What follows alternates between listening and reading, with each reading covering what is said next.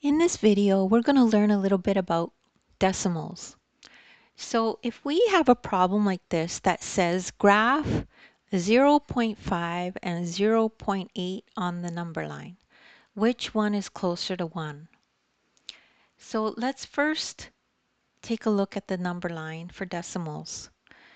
Okay, and we could see it starts at 0, ends at 1, and then in between we have 9 numbers: 0.1, 0.2, 0.3, 0.4, and it goes up till 0.9.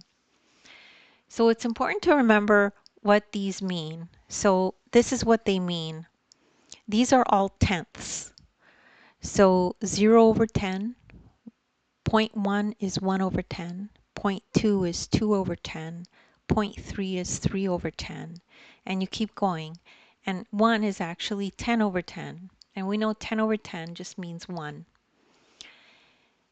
Then the next thing we need to realize is, and remember, because we've seen this before, as you go this way on the number line, numbers get bigger. As you go this way on the number line, numbers get smaller. So let's graph those numbers. So we take a look and we look for 0.5. So this is 0.5 over here. And then 0.8 is here.